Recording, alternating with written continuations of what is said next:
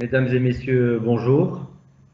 Permettez-moi de vous souhaiter encore la bienvenue à ce quatrième rendez-vous du cycle de webinars que nous co-organisons avec nos amis de la PSB.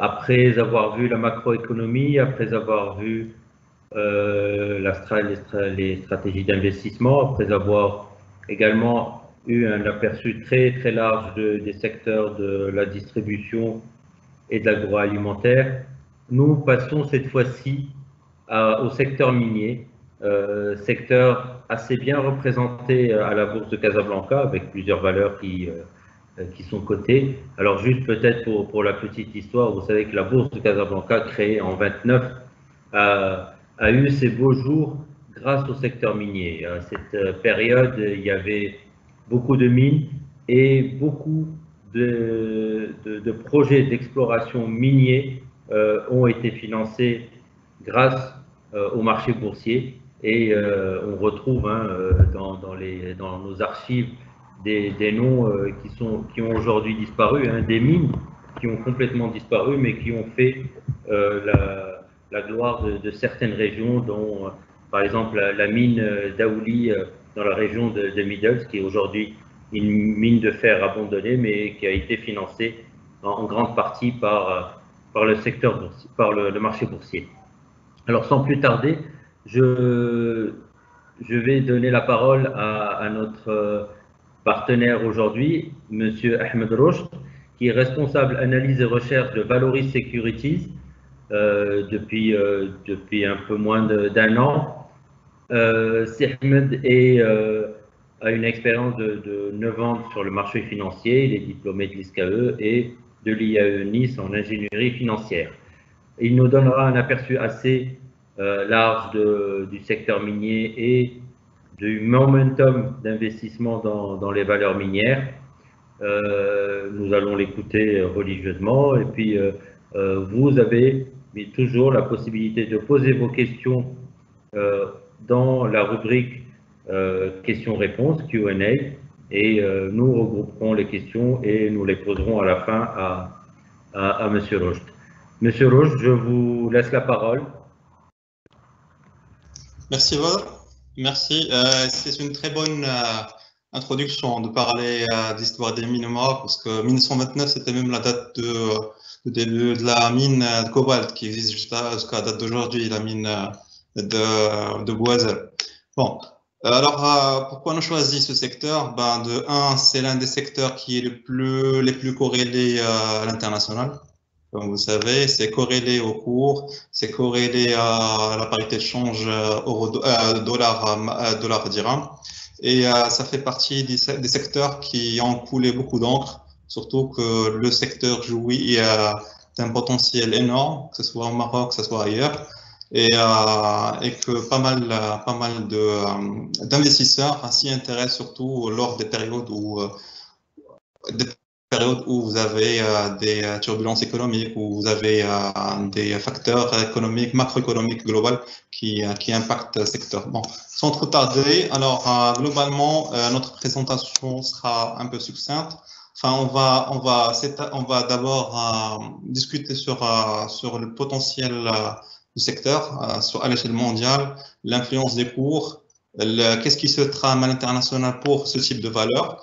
Ensuite, on va un peu détailler, parler des valeurs cotées. Quelles sont les valeurs? Quelles sont les problématiques en cours? Qu'est-ce qu'on peut tirer des réalisations? Quels sont les enjeux et les problématiques en plus à quoi on pourrait assister en 2020 et 2021? Alors, sans trop tarder, alors puis on va discuter d'un point majeur de la présentation, qui est est-ce qu'on doit investir ou pas sur les minières actuellement? Est-ce que sur la base de ce qui a été, ce qui s'est passé au Maroc, ce qui s'est passé sur la place boursière marocaine, est-ce que c'est le moment d'investir ou pas? Bon, alors sans trop tarder, à l'international, les cours des métaux plutôt sont intimement liés au marché financier. Pourquoi? Parce que de un, l'or joue le rôle de valeur refuge lors des périodes délicates en termes de croissance économique. En plus, ça permet de se hedger vis-à-vis de l'inflation, vis-à-vis de la dépréciation du pouvoir d'achat. Et donc, c'est une alternative d'investissement qui est intimement corrélée avec le dollar et avec l'évolution des places boursières. Alors, comme vous pouvez voir sur un autre graphe pour or sur l'indice dollar, on pourrait bien remarquer que pendant un bon bout de temps, le cours de l'or rapporté à l'indice dollar a été plus ou moins stable bien avant les années 2000. À partir des années 2000, on assiste à une montée fulgurante de l'or par rapport au dollar. L'explication est simple. En fait, la succession des crises, surtout après l'éclatement de la bulle Internet au début des années 2000, a fait en sorte que les banques centrales s'acheminent vers la stimulation des marchés à travers les injections, avec des injections. Alors, ça a été le cas en 2001, en 2000, puis en 2001 après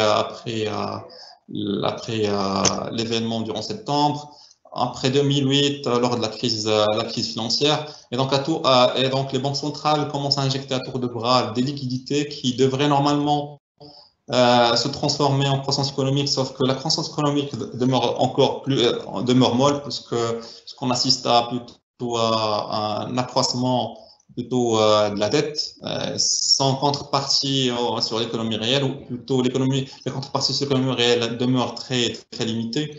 Donc, du coup, cet excès de cash, pas de cash, mais plutôt liquidité, parce que c'est juste sur les comptes des banques et des banques centrales, se transforme en achat d'or, puisqu'il y a beaucoup d'investisseurs qui veulent se protéger d'un éclatement de système tel qu'il est, ou de la dépréciation du dollar qui perd sa valeur avec ces injections.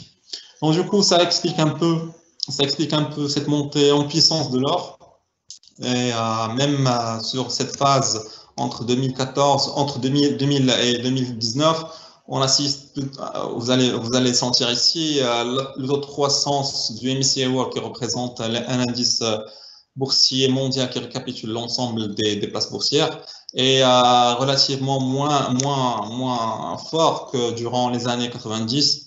Ça veut dire quoi? Ça veut dire qu'après la crise 2008, il y a eu des injections, le marché boursier a redécollé, mais sans pour autant être moins porté sur le risque qu'avant.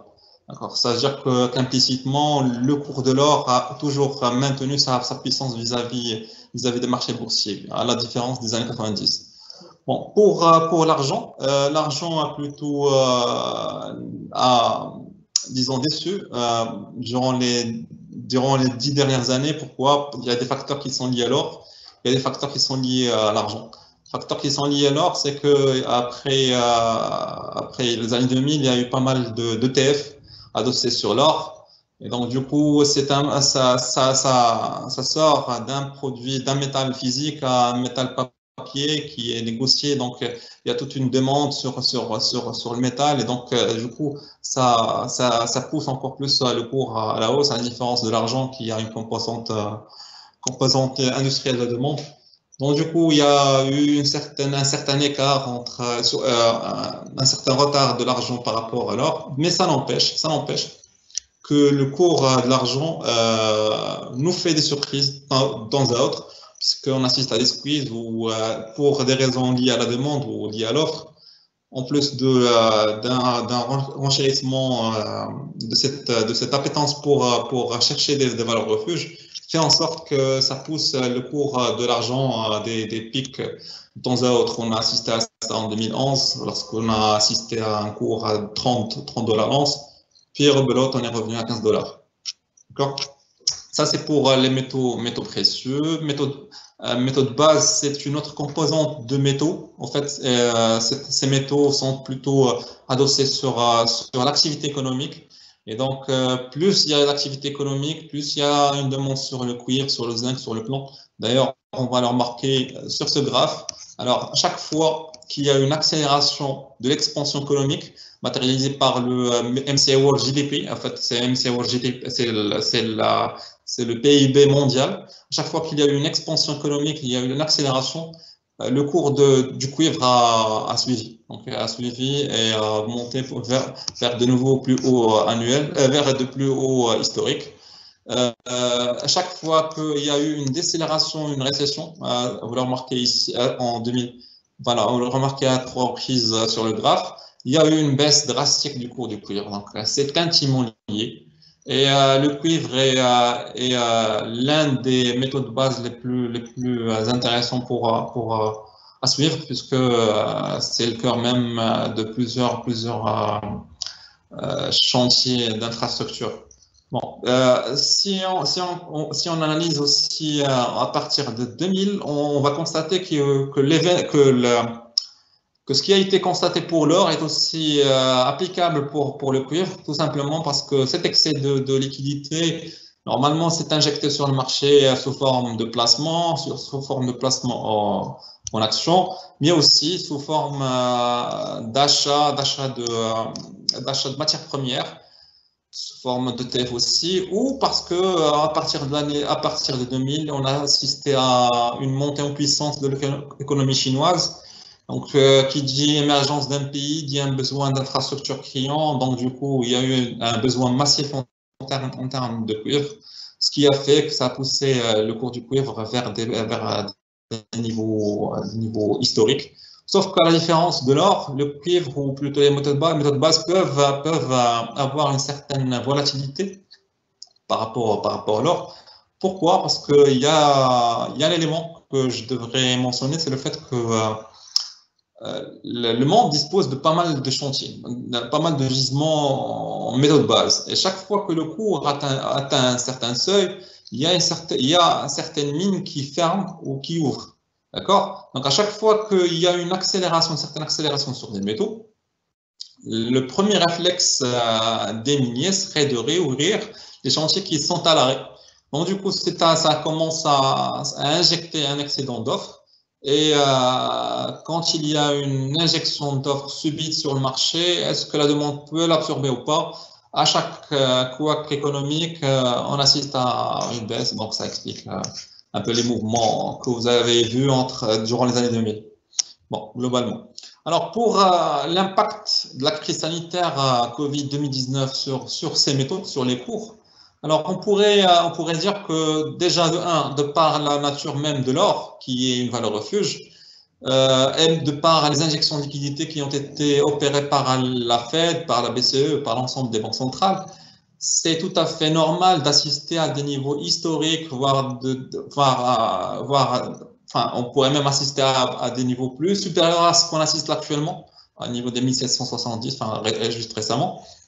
On pourrait même atteindre les 1800 et plus, puisque c'est une masse d'argent injectée sur circuit financier qui a peur de l'impact économique du Covid. Donc, du coup, les investisseurs veulent se protéger et se placent en or.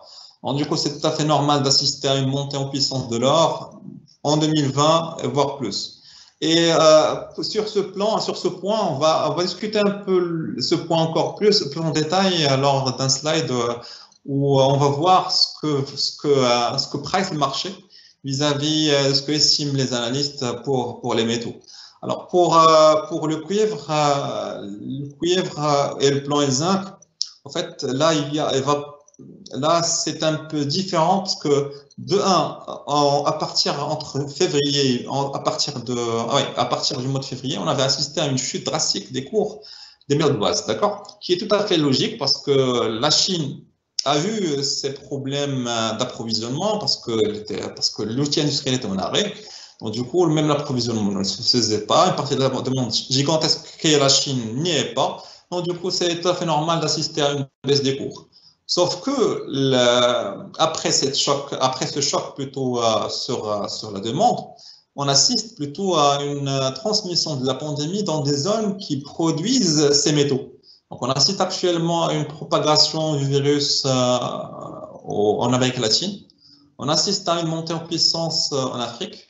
Donc, c'est des continents qui produisent, c'est des producteurs nets de métaux de base, À l'état actuel, l'économie mondiale n'a pas redémarré, donc il n'y a pas eu cette demande, un retour de la demande gigantesque qui pourrait redynamiser les cours, mais ce décalage de propagation du virus risque de créer des mouvements de volatilité sur le cours, parce que vous avez, c'est normal, parce que si vous avez un retour en puissance de la demande chinoise et européenne, alors que vous avez toujours des mines en arrêt, par exemple, que ce soit des mines de cuivre en Chili ou des mines de cobalt, par exemple, en RDC ou autre pays, c'est tout à fait normal d'assister à des mouvements de gauche à droite, enfin, sur ce type de méthode. Bon. Alors, ce que je vous ai déjà annoncé en avant, enfin, ça c'est un outil c'est un élément qui est très utile pour estimer plus ou moins ce que pourrait se passer sur les marchés. En fait, c'est ce que projettent les marchés à travers les contrats à terme, forward, avec des dates de livraison 2020, 2021, 2023, rapportées à ce que pensent les analystes. Apporté au contrôle des analyses. Si vous avez marqué au niveau de l'or, on assiste à une montée en puissance, à une flambée à terme du cours de l'or. Ça veut dire quoi? Ça veut dire que les gens cherchent à s'approvisionner en or en 2021, 22, 23, enfin, de manière plus prononcée que d'aujourd'hui. Ça veut dire que les gens ont peur de l'avenir. C'est-à-dire qu'il y a une certaine conviction des acteurs, des investisseurs qui opèrent actuellement, à date d'aujourd'hui sur le marché, qu'il va y avoir une certaine détérioration de l'économie mondiale. A contrario, pour les analystes, ils tablent toujours sur une baisse du cours de l'or, qui est tout à fait logique, parce que eux, ils pensent qu'il va y avoir une certaine relance, une poursuite de la croissance américaine qui va se traduire par une amélioration de la croissance pour ses partenaires économiques, à savoir la Chine et l'Europe, qui va se traduire aussi par une croissance économique de leurs partenaires économiques, et donc ainsi de suite. Donc, il va y avoir un certain désintéressement pour l'or. Donc, c'est là où vous avez complètement deux visions différentes, l'une actuelle, pricée par le marché, et l'une anticipée par les analystes qui devrait se réaliser, enfin, l'une d'elles va se réaliser au moins au milieu. Enfin, même si vous avez, par exemple, si vous voulez essayer de pricer, par exemple, le chiffre d'affaires ou faire des estimations, je vous conseille de prendre ces niveaux comme min et max et d'essayer de mettre le curseur là où vous croyez, alors vous vous positionnez, si vous êtes beaucoup plus pour la reprise économique mondiale ou si vous êtes plutôt prudent et pour un scénario plutôt catastrophique au niveau croissance mondiale. Moi, c'est pour l'or, c'est aussi le cas pour l'argent. Le cuivre, c'est plutôt le contraire. Donc, comme vous avez vu, plus les analystes plaident beaucoup plus pour une reprise du cours alors que le marché n'y croit pas. Donc là, bon, on reprend le même raisonnement, mais à l'envers. D'accord? Alors, les minières dans le monde. Alors, pour analyser le comportement des minières Maroc, c'est tout à fait normal de faire un petit benchmark international. Pourquoi? Parce que pour la simple raison que toutes les minières opèrent sur un seul marché en termes de vente. Ils vendent à des clients internationaux. Donc, du coup, l'appréciation des investisseurs devrait normalement, en théorie rester, enfin, être très proche entre les différents marchés. Alors, à travers une analyse historique des minières dans le monde. Alors, pour analyser les minières, qu'est-ce qu'on a fait? On a pris un ETF, enfin un ETF connu aux États-Unis qui regroupe plusieurs compagnies minières aurifères qui produisent de l'or, appelé GDX, d'accord? On a aussi pris un autre ETF, XME, qui regroupe tout un panel de minières, multi-produits, multi-métiers, etc. D'accord? On a essayé de comparer la performance réalisée par ces deux ETF par rapport au S&P 500 qui regroupe l'essentiel de l'économie américaine. Enfin, c'est 500 entreprises. C'est 500 entreprises américaines, donc ça regroupe l'essentiel de l'économie. Donc, si vous voyez ici, entre 2008 et 2012, on a assisté à une certaine appétence pour les entreprises minières, beaucoup plus que le marché. Là où vous assistez à une performance nettement supérieure des minières par rapport au benchmark S&P 500. D'accord?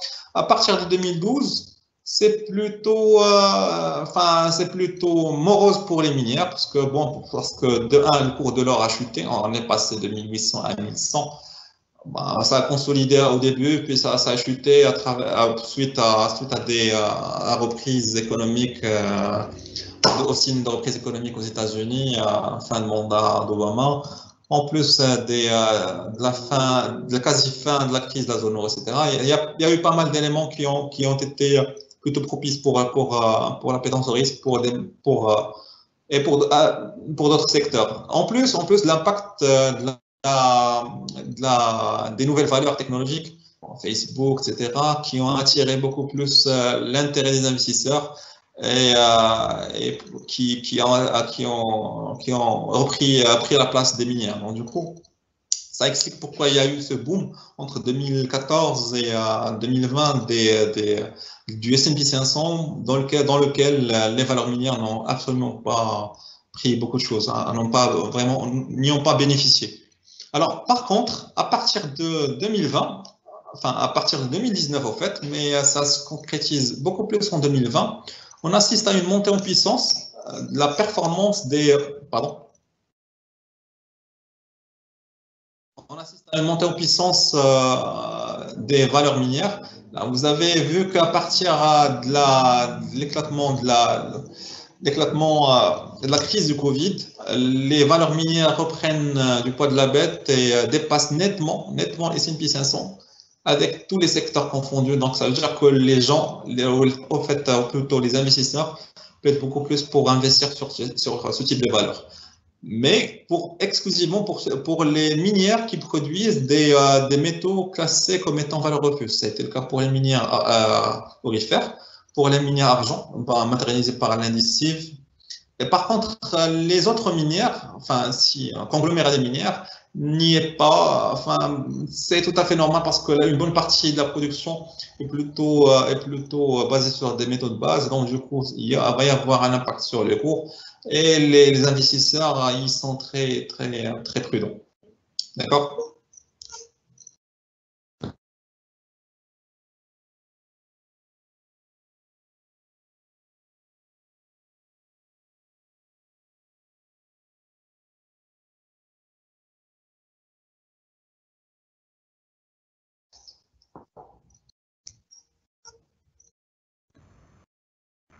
C'est Roche? Vous êtes toujours avec nous?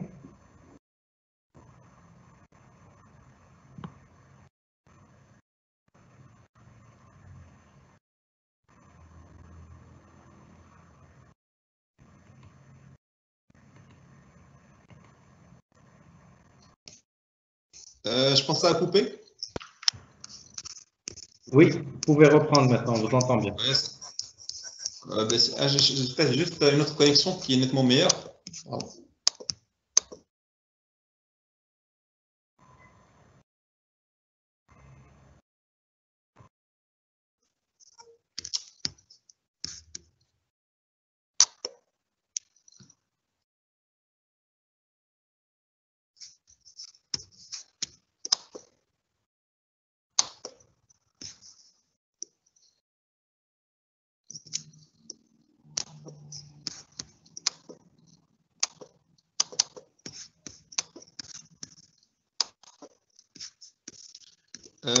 Je ne sais pas ce que vous m'entendez. On vous entend très bien, Termi. Allez-y. D'accord, excellent. Alors on parlait des secteurs, on parlait des minières dans le monde. On disait qu'il y a une certaine appétence pour les valeurs minières qui produisent de l'or, qui produisent de l'argent. Par contre, pour les valeurs minières qui produisent plutôt des métaux de base, le marché est plutôt encore plus sceptique. Donc, c'est tout à fait normal parce que, comme je vous ai dit, c'est intimement corrélé à l'économie mondiale. Donc, du coup, c'est tout à fait normal d'assister à une telle prudence. Alors, en termes de valorisation, on assiste même à un décalage entre le niveau de valorisation des compagnies minières produisant des valeurs refuges avec les autres valeurs minières. Par exemple, pour les valeurs minières produisant de l'or, on a un multiple d'EBITDA de 11,5, alors que c'est vraiment limité à 5,6 pour les autres types de valeurs. Sur la place marocaine, on est entre 6, 7, voire même 8 pour CMP. Donc, juste pour mettre un peu le curseur, comparer les niveaux de valorisation entre eux et nous, grosso modo. D'accord? Alors, juste pour récapituler, les idées clés, c'est qu'il y a une corrélation avec les marchés financiers. Les injections de liquidités des banques centrales influent de manière très, très, très importante sur l'évolution des cours des métaux, que ce soit les métaux précieux ou les métaux de base, l'impact économique sur les métaux de base, et comme quoi qu'il y a eu une période où le secteur minier a raté le coche parce que le secteur technologique a capté l'essentiel de l'investissement sur l'equity. Donc, du coup, peut-être qu'il va y avoir un retour sur une partie des minières aurifères et argentifères pour capter cette croissance, cet intérêt des investisseurs. Bon. Alors, passons à notre marché local. J'aimerais présenter des analyses par rapport aux 3 valeurs cotées sur la place casablancaise. Et comme ça, on pourrait présenter les choses en détail et éventuellement mettre le point sur des choses que j'aimerais bien partager avec la communauté qui nous suit. Alors, pour Menegem. Alors, Menegem, d'abord, c'est un groupe minier qui est même filiale de MEDA, un grand groupe marocain. D'accord. Menegem est plutôt un holding minier qui opère sur plusieurs activités, sur plusieurs types de métaux. D'ailleurs, c'est une stratégie du groupe de manière à assurer un certain hedging entre les différents pôles, différents types de métaux. Par exemple, si vous avez une chute sur un métaux de base, ça sera contrebalancé naturellement par la hausse de l'or ou la hausse du cours d'argent. D'accord. Menegem représente presque 1% de la CAPI. Il y a eu pas mal d'histoires à propos de Menegem. Si on revient juste il y a 20 ans, l'histoire des couvertures, l'impact d'Aqa, les augmentations de capital, et donc cette valeur attire beaucoup d'attention, beaucoup de spéculation, et ça se reflète même au niveau du cours. On va le voir après.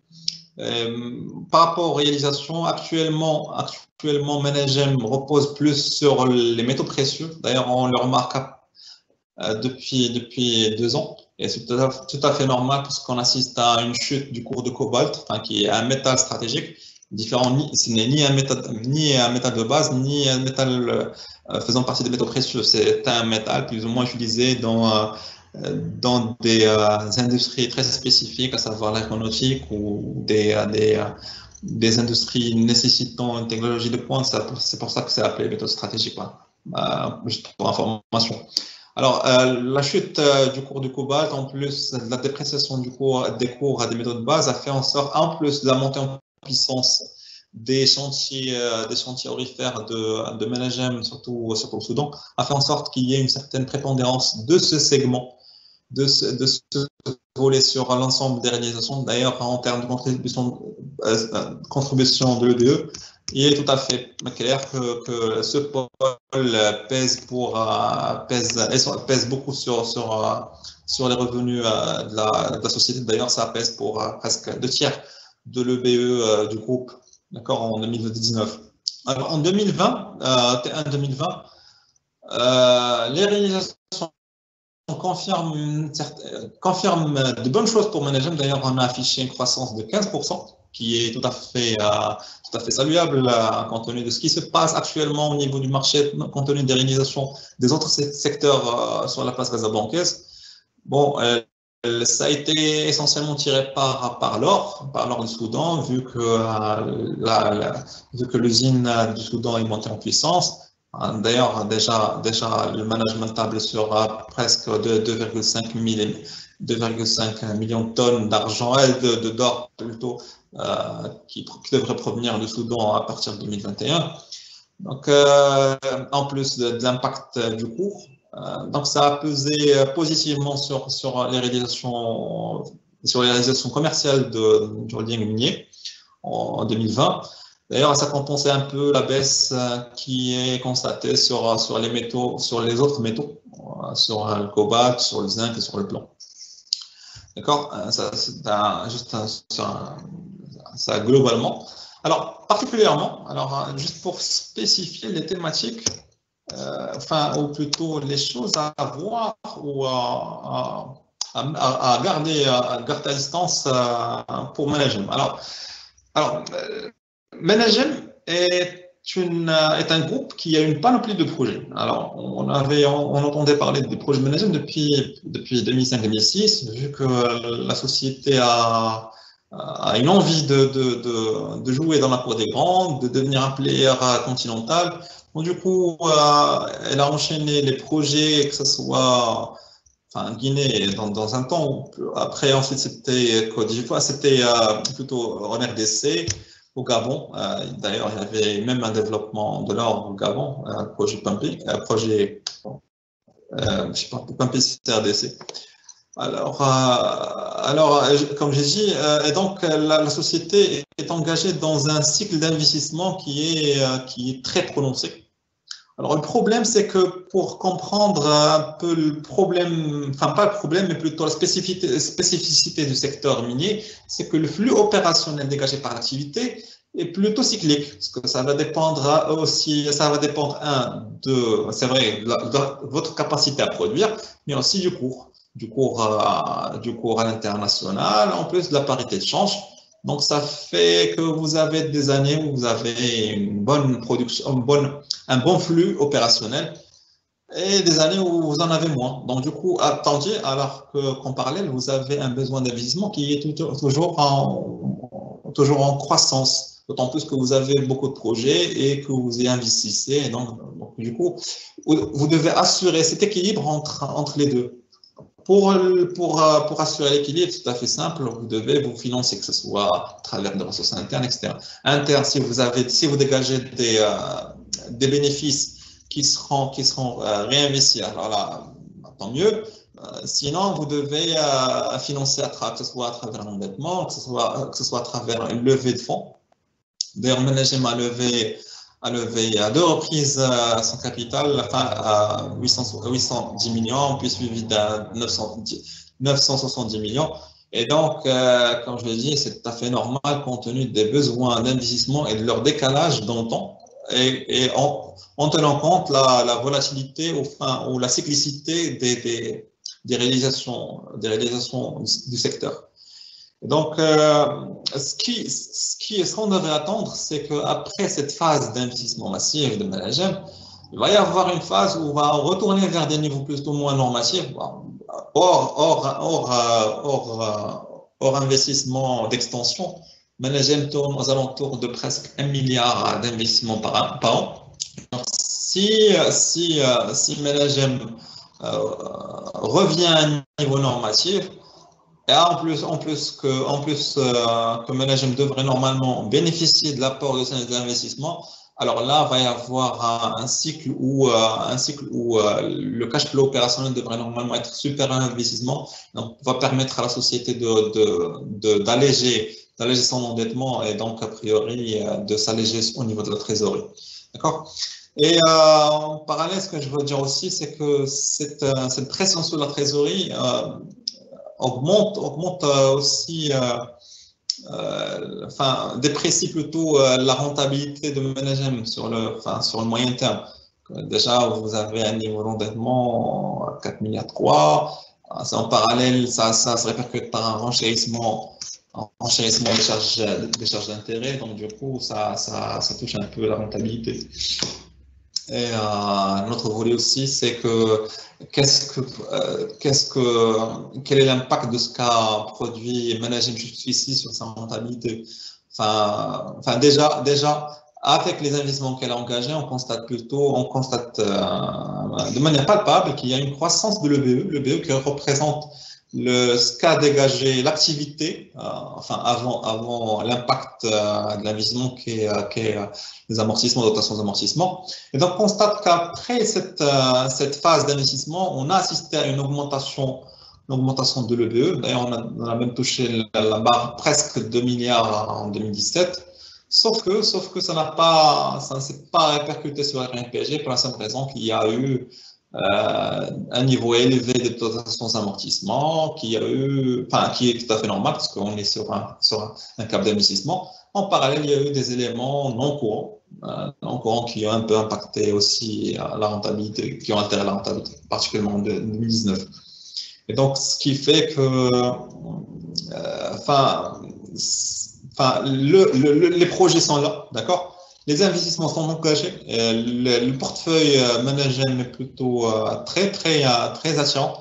Sauf qu'il y a le décalage entre la trésorerie, entre les besoins de trésorerie, entre l'investissement et le cash flow opérationnel. Le fait qu'il y a eu des des éléments qui ont un peu impacté la rentabilité font en sorte que cette progression en termes de réalisation commerciale ne se traduit pas actuellement sur la rentabilité de management. Alors, pour 2020, par contre, j'aimerais attirer l'attention sur pas mal d'éléments. Alors, il y a eu la mention de l'amélioration de la contribution de l'or, d'autant plus que l'or est à des niveaux historiques. On est comme je dit, on est sur $1 700 à l'once, de 1. Le portefeuille de couverture de management que vous pouvez consulter sur le rapport de gestion publié sur le site Managem, comporte des éléments qui sont plutôt positifs pour l'année 2020. En fait, juste pour un peu récapituler pour les non-initiés, Managem achète des couvertures sur ces métaux afin de se couvrir vis-à-vis des fluctuations des marchés. Du coup, il y a aussi deux types de couverture. Il y a des contrats fermes, protection, engagement plutôt, où vous achetez par exemple des futurs ou vous vendez des futurs, et vous avez la possibilité d'acheter des produits financiers optionnels, des options call, put, etc., de manière à vous prémunir d'un risque avec une prime. Donc, vous pouvez soit déclencher cette police d'assurance qu'on pourrait appeler la police d'assurance, soit non, selon le niveau de cours. Et sur le portefeuille de couverture publié par Managem, qui devrait normalement être utilisé pour 2020, l'ensemble des cours de protection et d'engagement sont plutôt supérieurs aux moyens à date d'aujourd'hui des métaux, à l'exception de l'or, mais l'impact est non significatif puisque je ne l'ai pas mis ici, mais si vous comparez la quantité protégée de l'or, c'est pratiquement un tiers de la production normative. Donc, disons que vous avez presque 2 tiers de la production, du niveau de production de 2019 qui n'est pas hedgé. En plus du supplément de production en 2020, tout ça sera vendu au prix spot, donc à savoir les prix moyens actuels. Donc ça sera nettement positif pour 2020. Alors que pour les autres métaux où vous avez des chutes drastiques, Managem a pu bénéficier de l'achat de quelques de contrats de couverture qui vont l'aider à surmonter cette baisse. Alors, l'autre point, c'est par rapport à SMI, enfin une filiale qui est même une filiale Managem. Alors, SMI, et on va discuter ça après, a subi un problème que vous connaissez tous, un problème de teneur, sauf que Managem a pu pallier à ça à travers l'exploitation de ses rejets. Donc, en 2019, on a assisté à un démarrage de cette usine qui retraite les rejets. Et disons que ça a démarré durant l'année, donc ça a produit presque 19 tonnes. Alors qu'en 2020, normalement, si l'usine de retraitement des rejets tourne à plein régime, cette usine devrait produire 30 tonnes. Donc ça nous fait un supplément de 11 tonnes hors production normale, hors chantier. à moins que les contraintes réglementaires en termes d'espacement, de gestion de l'outil de production compte tenu du Covid puissent altérer la cadence de production. Donc voilà, on parlait justement de SMI. Alors SMI, c'est une filiale du groupe Mini Managem. Entre 2006 et 2013, en 2013, la société a bénéficié de l'envolée du cours de l'argent. En parallèle, Managem a mené des investissements pour étendre la capacité de production, pour doper sa capacité et pour mieux produire. Le problème, c'est qu'à partir de 2012-2013, il y a eu le problème problème d'alimentation des usines, compte tenu des conflits avec les riverains, etc. Mais malgré ces soucis, Managem a pu maintenir son niveau de réalisation commerciale aux alentours de 1 milliard. Et entre 2012 et 2017, indépendamment de la baisse du cours de l'argent grâce à un effet volume, puisque Managem a pu compenser par une augmentation de l'alimentation de ces usines, de manière à maintenir un certain niveau de production, d'accord, en plus du facteur hedging et couverture. En termes de production, on assiste à partir de 2018 à une chute drastique, on a assisté à une chute drastique de la production, mais on est passé de 220 tonnes à 144, qui est dû essentiellement à une forte dépréciation de la teneur, d'ailleurs qui sera matérialisée par ce graphe. On est passé de 260 grammes la tonne à presque 180, soit presque un niveau très significatif. Et heureusement, ça a été compensé par l'augmentation de la cadence de production des mines, parce que si vous consultez le rapport de gestion de SMI, qui est aussi consultable sur le site de Managem, vous allez bien noter que l'alimentation de ces usines a augmenté de presque de 22%, ce qui est réellement une prouesse. Et donc voilà, toutes choses étant égales par ailleurs, ce qui a été perdu en termes de teneur a été compensé partiellement par cette hausse de la cadence de production. Alors sur le volet impact de la croissance sur le résultat. Entre 2007 et 2013, c'est tout à fait clair que l'augmentation de l'EBE qui est résultante de l'augmentation des ventes, de la production, s'est traduite par une amélioration du résultat net. À partir de 2014, il y a eu une certaine décorrélation entre le rythme de progression de l'EBE du résultat net, tout à fait normal, puisqu'il y a eu un engagement en termes d'extension de capacité, donc ça veut dire qu'il y a plus d'investissement, il y a des amortissements en plus, donc du coup ça altère momentanément la rentabilité. Normalement, on devait assister à un retour en force, ou plutôt à une amélioration des résultats nets plus rapide que le BE à partir de 2017, sauf que la dépréciation de la teneur a altéré cette anticipation. Donc, heureusement que Managem a su se rattraper en lançant son projet, SMI a su se rattraper plutôt en lançant le projet de retraitement des déchets, des rejets. Comme ça, ils ont pu compenser en partie la production perdue. Et je pense qu'à travers un retour progressif de la cadence de production, amélioration progressive de la teneur, en plus des 30 tonnes utilisation de l'usine de traitement des rejets à plein régime, produisant 30 tonnes, on pourrait assister éventuellement à 190 tonnes par an, à moins que le Covid puisse un peu altérer les réalisations. D'ailleurs, si vous consultez le communiqué de presse de Managem pour le T1 2020, vous allez constater que Managem a annoncé que SMI n'a produit que 36 tonnes d'argent.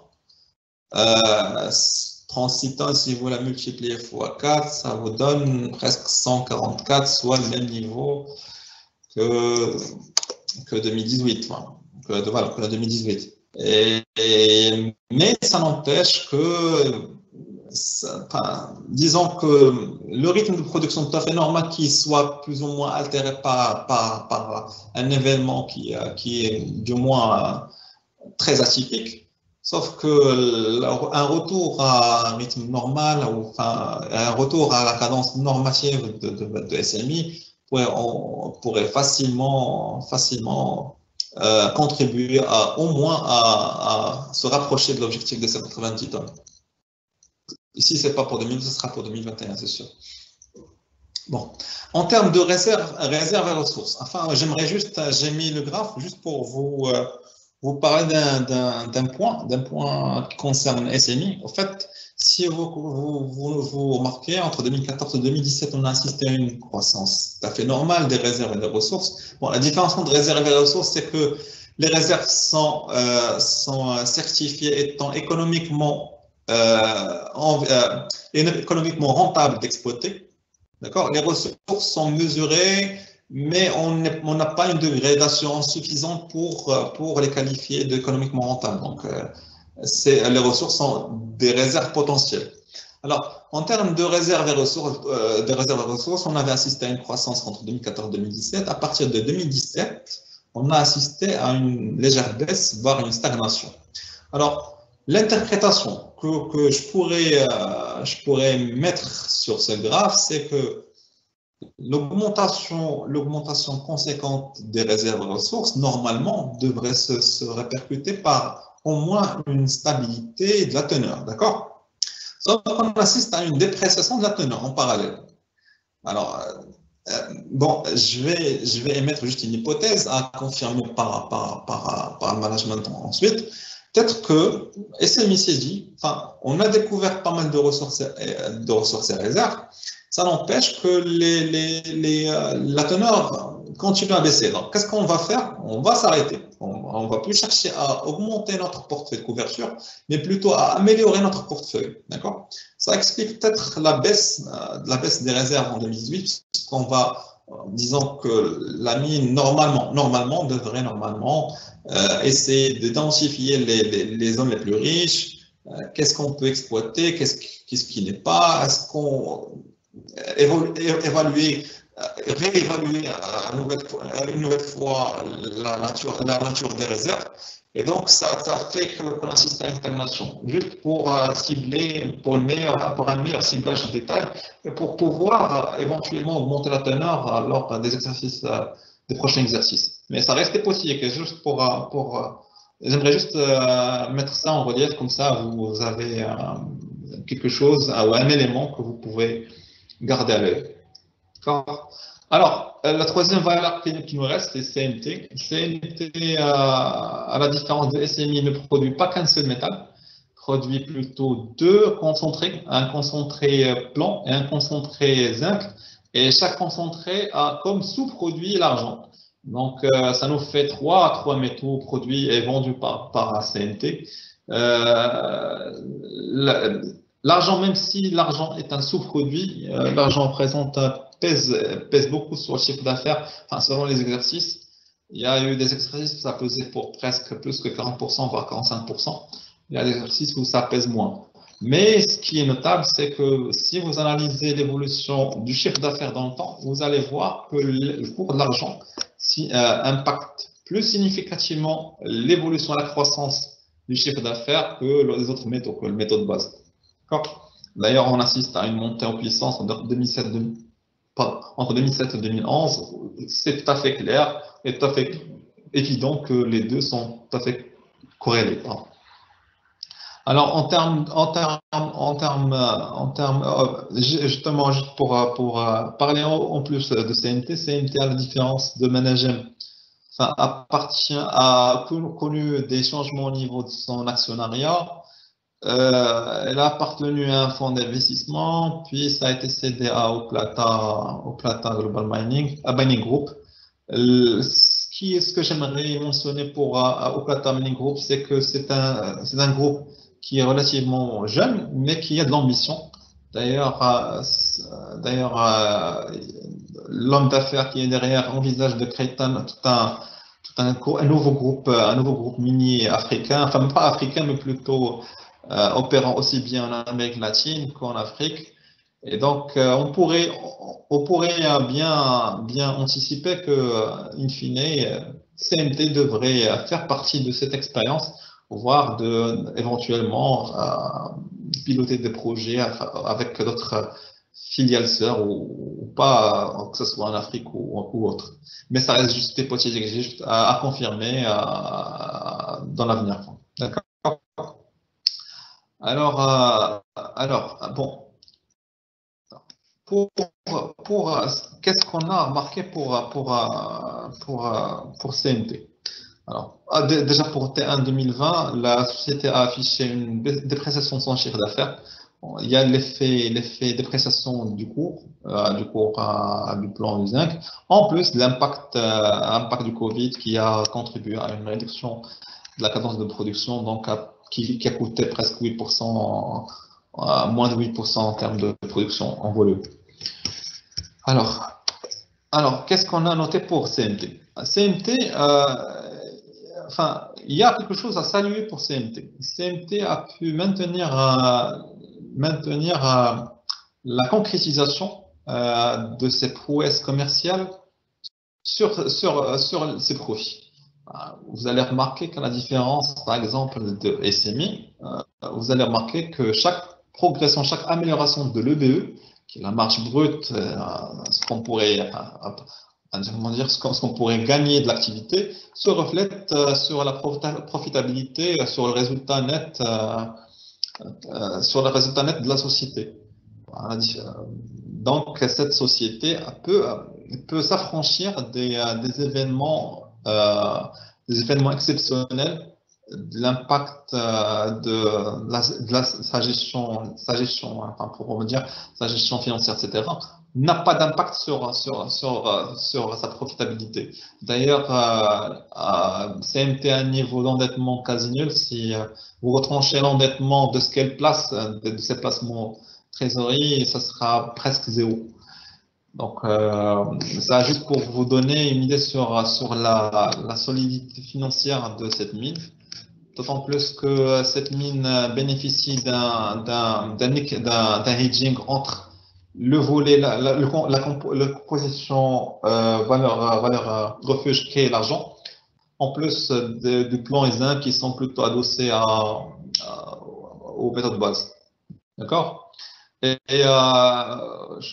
une autre chose que j'aimerais mentionner, c'est que cette société minière a l'habitude d'être très rémunératrice pour ses actionnaire. D'ailleurs, déjà, elle appartenait à un fonds d'investissement, donc c'est tout à fait normal qu'un fonds d'investissement puisse acquérir une société qui peut lui garantir un certain rendement en termes de dividendes. Même après la sortie du fonds de capital, la société continue à assurer un certain niveau de dividendes. D'ailleurs, on le remarque tout à fait sur le graphe. À chaque fois que la société a pu accumuler de la trésorerie, ça se répercute par une augmentation de masse de dividendes distribués. Ce n'est pas une société qui essaie soit de restreindre la distribution, mais plutôt opte pour la rémunération de ses actionnaires. D'autant plus que la société, indépendamment de ce qu'elle peut rencontrer, elle peut tout à fait rapidement reconstituer sa trésorerie, son niveau de trésorerie. Ça a été le cas en 2013 lorsqu'elle a distribué presque 750 millions de dirhams. D'accord ?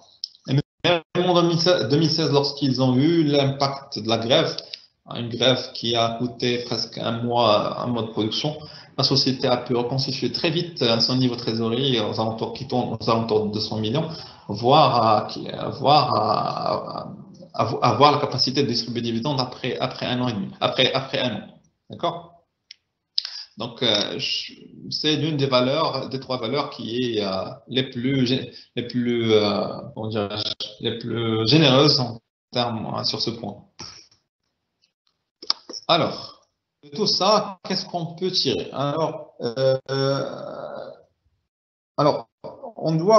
J'aimerais juste vous dire que l'analyse qui a été faite sur les S&P 500, que j'ai déjà présentée, qui est de comparer la performance de l'indice par rapport à l'indice des minières par rapport à l'indice de marché, nous donne certains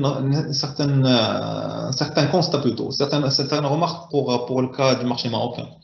D'ailleurs, si vous voyez sur le graphe, on constate que le MASI a surperformé les minières entre 2003 et 2010. Pourquoi? Pour la simple raison que, à la différence des marchés classiques qui étaient plutôt portés sur les valeurs technologiques lors des 10 dernières années, les investisseurs sur le marché marocain étaient plutôt portés sur des secteurs tels que le BTP, tels que l'immobilier, tels que le télécom. Donc, du coup, c'est une manne d'investissement qui a échappé aux sociétés minières marocaines. Et donc, ça fait en sorte que les minières étaient en retard en termes de performance par rapport au MASI. Ça a changé complètement à partir de 2010. Pourquoi? Parce que les cours de l'or ont grimpé vers des niveaux qui n'ont jamais été atteints à partir de 2010. Et donc, les investisseurs locaux se sont demandé est-ce que c'était le moment d'investir sur les minières. D'ailleurs, ça explique pourquoi il y avait un certain engouement particulièrement pour Managem, d'autant plus qu'elle affichait pas mal de projets sur ce volet. En plus, ces projets, que ce soit au niveau local ou que ce soit à l'international. Donc, ça a capté l'intérêt des investisseurs. À partir de 2011-2015, disons que la performance des minières n'est plus aussi positive qu'avant. Pourquoi? Parce que la baisse des cours à l'international des métaux s'est répercutée sur les minières. Donc, du coup, les opérateurs marché deviennent de plus en plus sceptiques par rapport à ce type de valeur. Donc, l'histoire des mines est une histoire un peu compliquée parce qu'elle dépend toujours des cycles et il faudra toujours être à l'affût des anticipations de ces cycles pour pouvoir choisir le bon moment d'investir. D'ailleurs, à partir du début de l'année 2020, pour comparer l'indice des minières par rapport au MASI, on a assisté à une baisse des minières qui est encore plus accrue que la baisse du MASI pendant l'annonce du confinement et avec tous les déboires qu'a eu la bourse de Kazan. Par contre, il y a un retour d'investisseurs pour ce type de valeur. Et d'ailleurs, les deux performances se joignent actuellement. Donc, l'indice des mines a pu rattraper le marché sur les 2 derniers mois grâce à un retour des acheteurs aussi bien sur les 3 valeurs d'ailleurs, sur les 2 plutôt particulièrement sur Managem et sur CMT. Et comme vous voyez ici, une bonne partie de ce qui attire l'investisseur pour ce type de valeur, comme je l'ai déjà mentionné sur le benchmark international, et la capacité de ces minières à capter la croissance ou bien à produire des métaux précieux. Sur notre place casablancaise, on a un groupe qui a beaucoup de projets en or et une filiale argentifère. On a une filiale argentifère qui produit de l'argent et on a une autre société minière qui produit, disons, un tiers d'argent, son chiffre d'affaires à un tiers d'argent. Donc, du coup, normalement, l'impact ou bien l'attrait pour la recherche de valeurs minières adossées à des valeurs refuges, normalement devrait créer un dynamisme par rapport aux valeurs minières marocaines. Et donc, c'est tout à fait légitime qu'il y a eu un intérêt des investisseurs à partir du creux du mois de mars et d'avril. Alors, pour Managem, pour estimer est-ce que c'est le moment ou pas d'acheter une valeur. Alors, l'idée est de voir un peu l'historique. On va analyser un peu le comportement des 3 valeurs dans le temps. on va essayer de trouver des points sur lesquels on pourrait se baser pour sortir et présenter quelques constats et éventuellement des pistes de réflexion, d'accord, pour ceux ou celles qui seront intéressés par les valeurs minières. Alors, qu'est-ce qu'on a fait? Alors, comme on a déjà mentionné, l'impact ou bien l'évolution des cours influe de manière très significative l'appréciation des valeurs minières. Alors, qui dit évolution du cours, le cours impacte en premier lieu le chiffre d'affaires réalisé par les sociétés, par la société minière, d'accord? Donc, qu'est-ce qu'on a essayé de faire? On a essayé de prendre l'ACAPI, enfin, prendre l'exemple Menegem, on a essayé de prendre l'ACAPI de Menegem et la rapporter à l'évolution au chiffre d'affaires, pour retracer l'évolution du multiple chiffre d'affaires. Alors, pour quel chiffre d'affaires a été pris? Bon, disons par exemple pour 2014, on prend le chiffre d'affaires de 2014 publié en 2015, donc pour le rapporter à 2014 et pour identifier l'évolution du multiple. Alors, ce qui nous intéresse, c'est l'évolution du multiple. Est-ce qu'on est sur un niveau moyen, normatif? Est-ce que ça fluctue avec l'évolution du chiffre d'affaires? Est-ce que des incidents impactent ou pas ce niveau de multiple? Alors, pour le cas de Menegem, précisément, il y a eu une phase où l'attrait pour ce type de valeur, d'autant plus que Menegem avait toute une panoplie de projets, fait en sorte qu'il y a eu un certain intérêt pour la valeur. On l'a constaté à partir de 2009-2010. Et donc, ça a fait en sorte que les gens ont été prêts à payer plus cher que ce que la société était prête à produire. Pourquoi? Parce que les gens anticipaient qu'il va y avoir beaucoup de projets qui vont doper le chiffre d'affaires. Et donc, du coup, on est prêt à acheter actuellement par anticipation de ce qui va venir à demain. On est prêt à payer actuellement l'avenir de demain. Ça explique pourquoi les niveaux de valorisation ont grimpé entre 2010 et 2012 jusqu'à atteindre presque à des niveaux de 5 fois le chiffre d'affaires en 2012. Sauf que même si Menegem a assuré une croissance entre 2010 et 2013 du chiffre d'affaires, disons que le rythme est devenu de plus en plus flat à partir de 2013. Donc, ce qui fait que c'est tout à fait normal parce que les cours ont chuté. Menegem a essayé de compenser par une augmentation de la production en volume. Et donc, qui dit augmentation de la production, qui dit effet volume, dit plus de charges, et donc moins de rentabilité. Et donc, les gens commençaient disons, à se poser des questions par rapport à la valeur. Donc, du coup, même le multiple que le marché est prêt à accepter est devenu de plus en plus bas, jusqu'à atteindre, revenir au seuil aux alentours de 1. Une fois le chiffre d'affaires en 2016. En plus que 2016 a connu une baisse du chiffre d'affaires. Alors, qu'est-ce qu'on tire de tout ça? Alors, qu'est-ce qu'on tire de tout ça? On a essayé de regrouper le nombre de fois où Menegem a coté dans un certain niveau pour identifier des niveaux où l'essentiel, où Menegem plutôt identifier des niveaux où Menegem évolue dans la majeure partie du temps durant les 10 dernières années. Enfin, pas les 10 dernières, plutôt presque 20, 15, durant les 15 dernières années. Alors, sur la base de cette analyse, on a constaté que plus que 62% du temps, Menegem cote entre 1 et 2,2 fois son chiffre d'affaires. Ça veut dire implicitement quoi? Ça veut dire que l'histoire de Menegem sur le marché a prouvé que si on exclut une euphorie par rapport à des projets, par rapport à ce que peut apporter le projet à Menegem, les investisseurs sont prêts à payer entre 1,7 et 2,2 fois le chiffre d'affaires qu'ils pensent être estimé à moyen terme sur les prochaines années.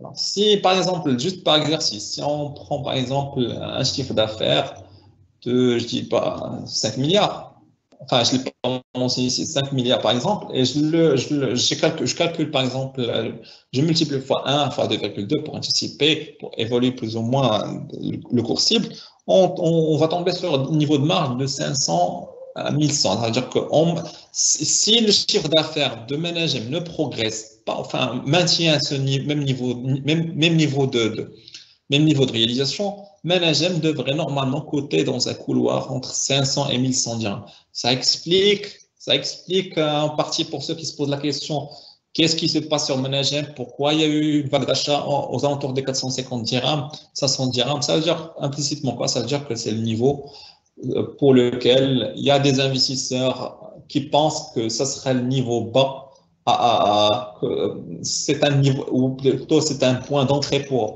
cette valeur compte tenu de ce qu'elle a déjà réalisé ou compte tenu de ce qu'elle peut réaliser. D'accord. Même chose pour SMI, enfin même approche, sauf que si vous comparez l'exagération n'y est pas. Parce que tout à fait non, parce que SMI est une société plutôt avec des perspectives plus ou moins volatiles que le groupe. Les projets sont plutôt clairs. Enfin, l'apport des projets est plutôt clair. Donc, c'est tout à fait normal de ne pas accepter à payer trop cher la mine, parce que la cadence de production est plus ou moins normale. D'accord? Alors, avec la même approche, enfin, même avec la même approche, on aura les mêmes constats. Lorsque le chiffre d'affaires montait, les gens étaient prêts à payer encore plus cher la société. Pourquoi? Parce qu'on tablait sur une croissance encore plus durable du chiffre d'affaires qui va se répercuter sur les réalisations, sur les marges et donc sur le résultat net, donc sur les dividendes, etc. Donc, ça fait en sorte que les gens commencent à devenir de plus en plus aptes à payer plus cher. Donc, ça a été le cas entre 2007 et 2012. Dès que le cours de l'argent a stagné puis a baissé, en plus des problèmes liés à l'alimentation des usines, la baisse de production, le fait d'accepter des ratios de valorisation de plus en plus chers n'était plus d'actualité. Et donc, on a assisté à moins d'acceptation de la part des investisseurs. Donc, ça a fait en sorte que les anciens niveaux de valorisation, 3000, 3600, n'y sont plus d'actualité. D'accord? Alors, même chose, à presque 58% de chance, 58% des journées de cotation cotent avec un multiple entre 3,7 et 5,1. Ça nous donne des points de repère pour identifier des niveaux où il va y avoir peut-être des transactions ou bien soit par des gens qui seront intéressés à intégrer le cap d'investir sur la valeur parce que eux ils croient que c'est un bon point d'entrée. Et donc à ces niveaux de multiples, il va y avoir la construction des niveaux de support et de résistance que les analystes techniques aiment utiliser. Enfin, c'est juste pour vous aider à comprendre un peu la construction de ces niveaux de support et résistance qui se construisent sur chaque valeur. Et donc, en utilisant, enfin, sur la base d'un chiffre d'affaires espéré, je dis espéré, d'1 milliard, c'est-à-dire que si jamais SMI retourne progressivement sur le court terme, sur le moyen terme, à un niveau de revenu d'1 milliard, le niveau normatif, sur la base de ce qui a été fait, ce qui a été réalisé ce qui a été constaté pour SMI, ferait en sorte que la valeur devrait coter à plus de 58% de temps entre 2200 et 3100, ce qui est un niveau qui reste nettement supérieur au niveau de cotation actuelle. On est je pense, à 1500. 1500, enfin, ça offre une décote à moins mais conditionné par la capacité de SMI donné assez d'assurance au marché qu'elle peut revenir à ce niveau de production. Pour CMT, si vous comparez CMT et SMI, vous allez voir que pour CMT, on est plus apte à payer, on paye plus cher CMT que SMI, et c'est tout à fait normal puisque, comme j'ai déjà signalé, CMT transforme ses réalisations commerciales sur les revenus, sur ce profit, et donc sur la distribution de dividendes. C'est tout à fait normal de pouvoir payer plus cher à CMT par rapport à SMI en termes de multiples. D'accord. CMT aussi à 62%, cote entre 3,7 et 5,1 fois le chiffre d'affaires. Et donc, pouvoir estimer un chiffre d'affaires normatif, ou espérer pour la mine, pourrait nous aider à identifier des niveaux ou des seuils clés de transactions pour de la valeur sur le marché action. Et donc, je ne dis pas que c'est des niveaux rigides, mais ça dépend aussi de l'appréciation de chaque investisseur. Est-ce que je suis plutôt, est-ce que je vais mettre une décote par rapport parce que j'anticipe qu'il va y avoir une dépréciation au niveau de marge? Est-ce que je suis plus porté par niveau de liquidité? Il y a pas d'autres paramètres, mais ce facteur reste l'un des facteurs qui semble avoir pesé sur l'évolution des cours des trois valeurs durant les 15 dernières années. Alors, comme j'ai dit, outre le facteur chiffre d'affaires, il y a aussi le facteur marge. Parce que si j'achète, ce n'est pas parce qu'elle peut produire plus, mais aussi parce qu'elle peut transformer ses ventes en revenus, en profit qui peut être transformé en dividende. Alors, une analyse des taux de marge de BE des trois valeurs nous donne ce constat. Alors, Managem et SMI actuellement continuent de réaliser des niveaux qui sont très très proches de leur niveau moyen sur presque 12 ans ou 13 ans.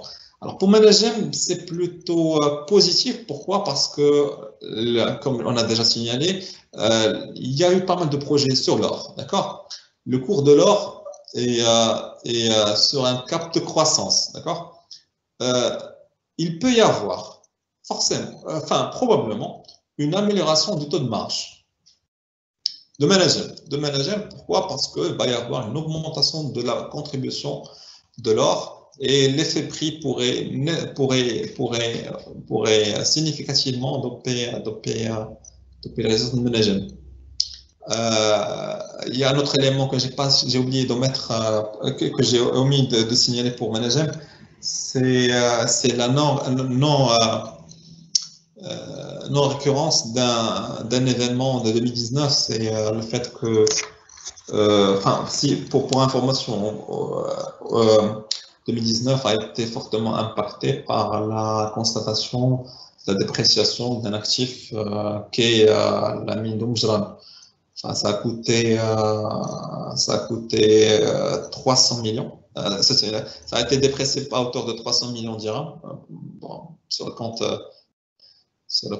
les comptes IFRS. Si vous voyez, si vous consultez les comptes sociaux, vous allez constater que c'était encore plus. Pourquoi? Parce qu'il y a eu une dépréciation de 270 millions en termes de provisions sur titre, en plus de presque 400 millions en termes de dépréciation des comptes courants d'associés. Parce que Managem prêtait de l'argent à Oumjran, et donc du coup, la société ne peut pas, vu ces difficultés, ne peut pas rembourser, donc ils ont dû passer ces provisions. Donc ça a eu un impact significatif sur 2019. Donc, outre, si on retranche l'impact d'Oumjran, normalement, on ne devait pas tomber sur ce niveau de déficit en 2019. Ça n'empêche. Bon, pour 2020, normalement, il va y avoir cet effet année de base. Ça, c'est outre l'impact outre l'impact positif qu'il devrait y avoir sur l'or, la non-récurrence de la dotation d'Omzra, normalement, devrait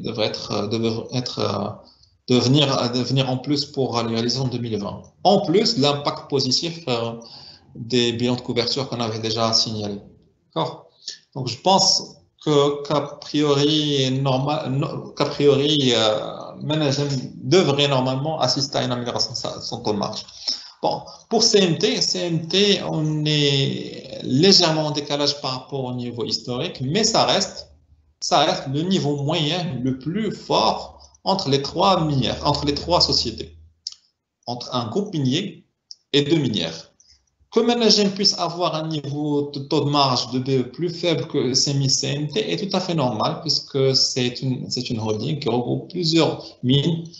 Enfin, si l'une est en bonne santé, l'autre peut-être que ne l'est pas forcément. Donc du coup, Managem dilue ça et réalise un taux de marge qui est normalement qui est plus faible, mais normalement plus durable. Alors, justement, parlant de durable, pour ne pas donner une analyse figée, on a essayé d'analyser l'évolution de ce taux de marge dans le temps. Alors, qu'est-ce qu'on a trouvé? C'est que SMI a un niveau de volatilité très fort, ce qui est normal, d'accord? Par contre, CMT, qui n'est qu'une mine, a un niveau de volatilité qui est très proche d'un groupe minier, très proche de Managem. Ça veut dire quoi? Ça veut dire que même si CMT n'est qu'une seule mine, avec un seul outil de production, le niveau de volatilité de son taux de marge est quasi similaire à un holding. Donc, avec un niveau de taux de marge élevé, c'est tout à fait à mettre à l'actif de CMT. Sauf que on assiste à pour CMT, on assiste à une dépréciation de marge récemment, alors que Managem a le potentiel de voir son taux de marge s'accroître. D'accord? Alors, cet écart en termes d'appréciation,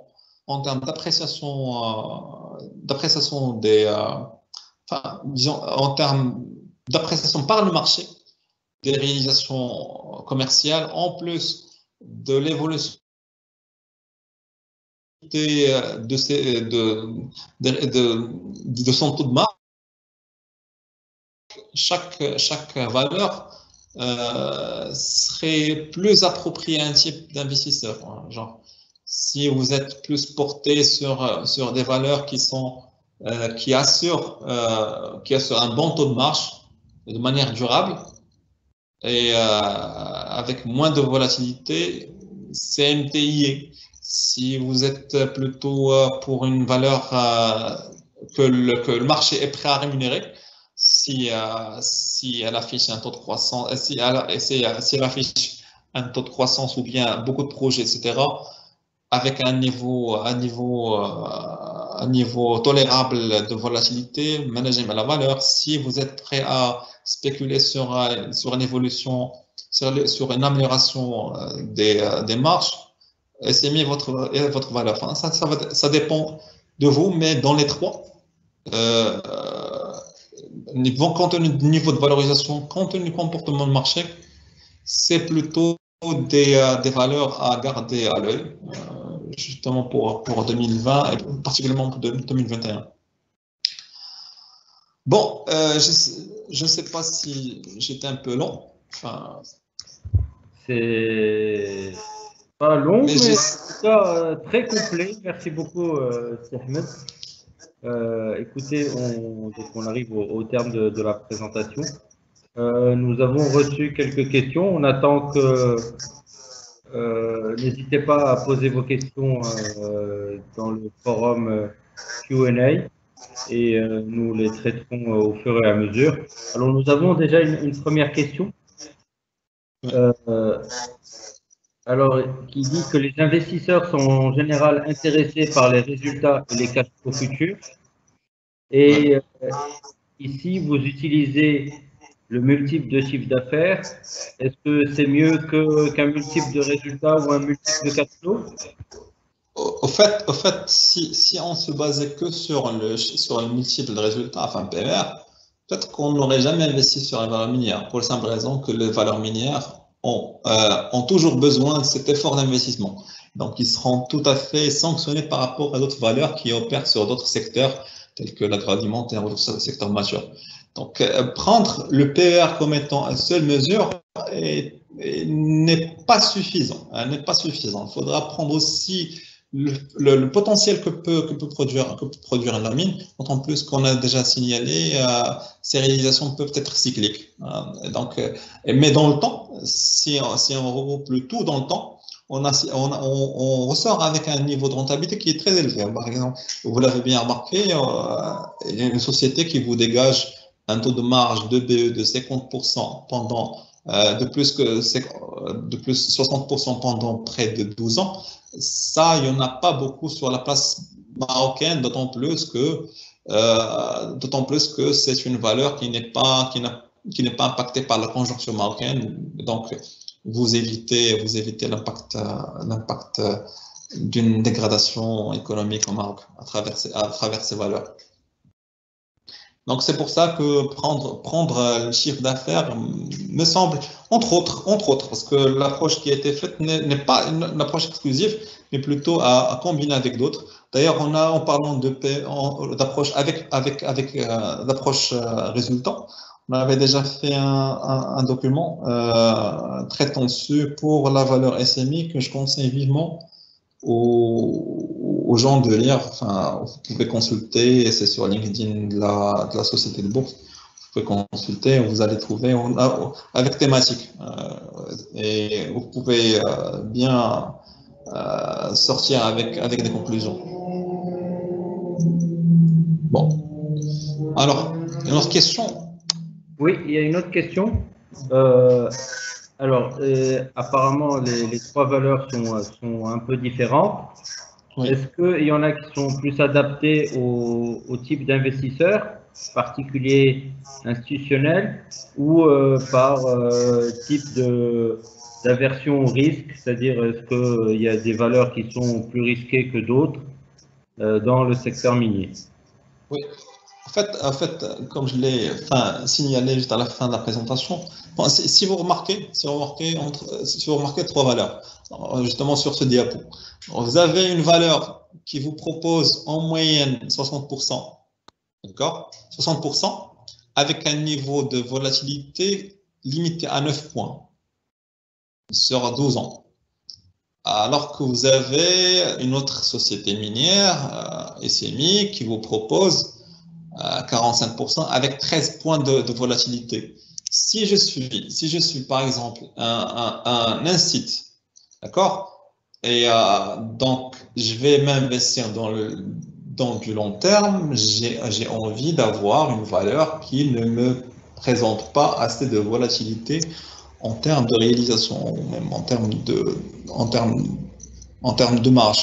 Donc, du coup, je plancherai beaucoup plus pour CMT que pour SMI, d'autant plus que CMT a la capacité, a cette habitude de distribuer des dividendes et de transformer et de rémunérer l'actionnaire par chaque excès de trésorerie. D'accord? Par contre, par exemple, si je suis sur un déplacement court terme, je privilégierais beaucoup plus SMI que CMT. Pourquoi? Parce que SMI a prouvé qu'elle peut faire de 13 points, de 14 points. C'est-à-dire quand même, je peux me procurer SMI lorsqu'on est en bas du cycle et je pourrais en bénéficier après 2 ans, 3 ans de cette amélioration drastique de taux de marge. Donc, du coup, ma marge de progression sur SMI serait encore meilleure que CMT.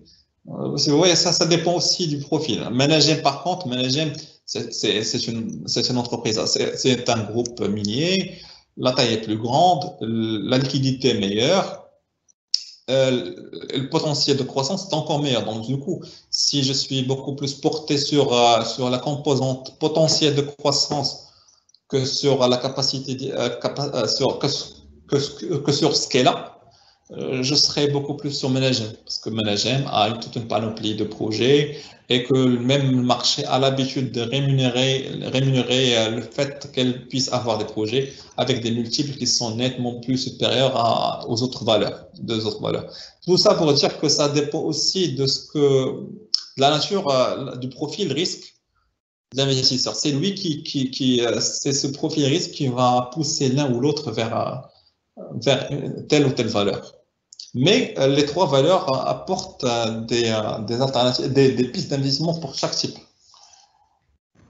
Très bien. Justement, on avait une question sur quelle valeur privilégier.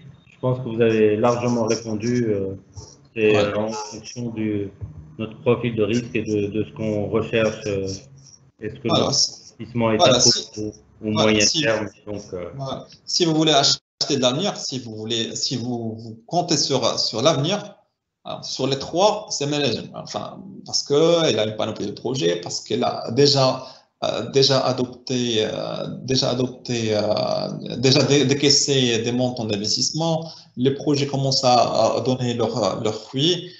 Va y avoir une phase où on devrait patienter. Pourquoi? Parce que la société devrait entrer dans un cap de réduction progressive ou d'amélioration progressive de sa trésorerie pour pouvoir traduire cette prouesse en dividendes. D'accord, ça va nécessiter un peu de temps, mais le potentiel y est. Il faudrait juste le concrétiser. Si je suis plus prudent, je suis un fonds, mais je suis prudent.